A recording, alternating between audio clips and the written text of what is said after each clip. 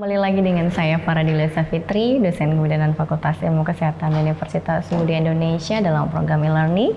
Baik, kita akan melanjutkan materi selanjutnya. Tadi kita sudah bahas ya tentang metode pembelajaran SCL. Salah satunya yang pertama tadi adalah tentang small group discussion. Nah, bagaimana para pemirsa dan mahasiswa sekalian sudah paham ya yang tadi tentang small group discussion?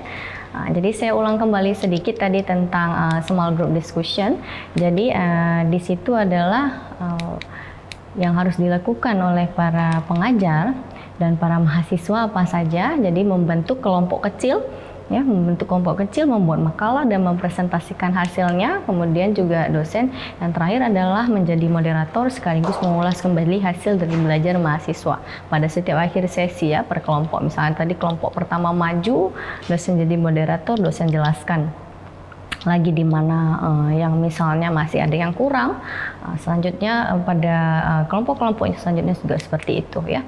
Oke, kita lanjut untuk yang metode pembelajaran SCL yang kedua, itu ada yang namanya role play dan simulasi. Apa itu role play dan simulasi? Mempelajari dan menjalankan suatu peran yang ditugaskan kepadanya atau mempraktekkan dan mencoba berbagai model. Ya, apa yang harus dilakukan peserta didik? Yang pertama adalah mempelajari dan menjalankan suatu peran yang ditugaskan kepadanya, kemudian mempraktikkan mencoba berbagai model yang telah disiapkan. Selanjutnya, apa peran daripada pengajar? Merancang situasi kegiatan yang mirip dengan sesungguhnya, bisa berupa bermain peran atau berbagai latihan simulasi, serta membahas kinerja daripada mahasiswa. Oke, contohnya misalnya seperti ini, simulasi atau role play tentang asuhan kebidanan pemeriksaan Ibu Nifas misalnya. Ya, jadi ada satu orang mahasiswa berperan sebagai bidan, satu orang mahasiswa lagi berperan sebagai Ibu Nifas. Nah, Ibu Nifasnya datang ke klinik bidan, misal.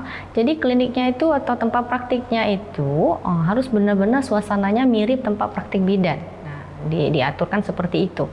Ya, ada meja, ada kursi, ya, ada kursi pelayanan, ada buku registrasi, buku pencatatan para klien yang datang, ya. Kemudian ada alat-alat pemeriksaan lainnya, misalnya ada timbangan, ya. Kemudian ada alat tensi dan yang lain sebagainya. Nah, jadi nanti di situ si peserta didik yang berperan sebagai bidannya itu sudah diberikan daftar tilik untuk melakukan pemeriksaan apa saja yang harus mereka lakukan.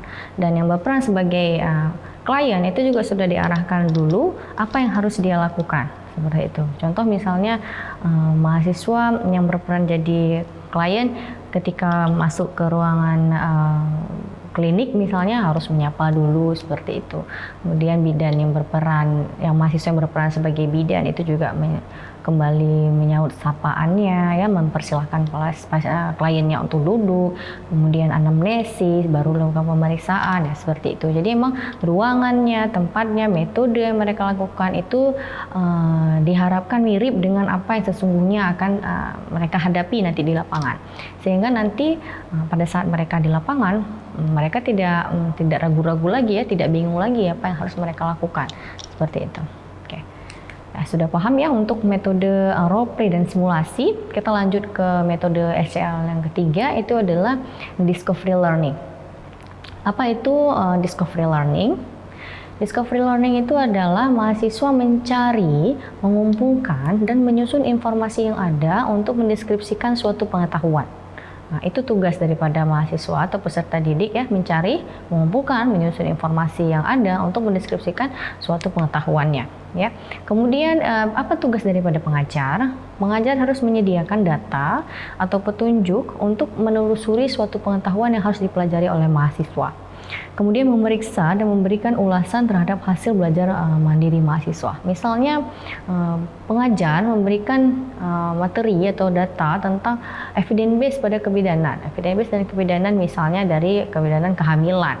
Jadi diberikan satu topik. Nah, mahasiswa itu yang mencari sendiri bagaimana sih evidence base pada saat ibu hamil, pada kehamilan, ya.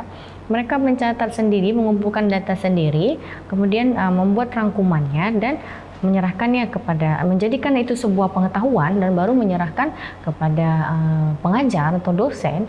Nah, si dosen ini bertugas untuk meriksa, ya, meriksa apa yang mereka bahas itu apakah sudah sesuai dengan topik yang pengajar inginkan, seperti itu, dan capaian belajarnya apa sudah tercapai ataukah masih ada yang kurang, sehingga dosen walaupun sudah memberikan penugasan discovery learning ini tetap harus membahas kembali bersama mahasiswa agar apa? Agar capaian pembelajarannya itu tepat sasaran, seperti itu, ya. Sudah paham untuk discovery learning? Jadi kita lanjut untuk materi selanjutnya adalah self directed learning, ya, metode pembelajaran SCL dengan self directed learning. Apa itu? Merencanakan kegiatan belajar, melaksanakan dan menilai pengalaman belajarnya sendiri. Nah, jadi peserta didik itu merencanakan sendiri kegiatan belajarnya, melaksanakan dan menilai pengalamannya belajar sendiri. Tugas pengajar atau tugas dosen hanya sebagai fasilitator. Ya. Jadi contoh misalnya mahasiswa, oh kita hari ini ingin mempelajari tentang pemeriksaan atau pemasangan alat kontrasepsi, AKDR misalnya, kegiatan belajar yang mereka harapkan. Kemudian mereka melaksanakannya sendiri. Tapi sebelumnya memang dosen itu sudah awal ada perannya, itu memberi materinya dulu, ya. Kemudian dosen juga memberikan daftar tilik, job sheet, jadi sehingga mahasiswa sudah terarah. Ya, mahasiswa selanjutnya melaksanakannya. Bagaimana sih cara pemasangan AKDR, ya, yang benar, yang baik. Kemudian temannya sendiri atau hasil mahasiswanya itu sendiri juga menilai, wah, apakah yang mereka dapatkan terakhir? Dapatkah mereka melaksanakan tindakan itu dengan tepat? Seperti itu. Nah, kemudian ada metode pembelajaran cooperative learning. Apa itu metode pembelajaran cooperative learning? Yaitu dalam membahas dan menyimpulkan masalah, tugas yang diberikan dosen secara berkelompok. Ya. Apa yang harus dilakukan oleh peserta didik? Peserta didik adalah membahas dan menyimpulkan masalah atau tugas yang diberikan dosen secara berkelompok. Jadi mereka juga dibentuk kelompok-kelompok kecil supaya untuk misal dosennya memberikan suatu masalah, misal angka kematian ibu, yang menyebabkan angka kematian ibu dari ibu hamil berapa, ibu bersalin dan ibu nifas, yang menyebabkan penyebab kematian ibu kan dari ibu hamil, bersalin dan nifas.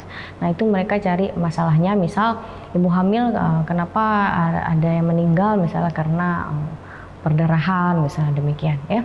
Kemudian ada yang mengalami preeklamsi. Jadi mereka kumpulkan masalah, kumpulkan data, mereka diskusikan secara berkelompok dengan teman-temannya. Nah, kemudian apa yang dilakukan oleh para pengajar atau oleh dosen?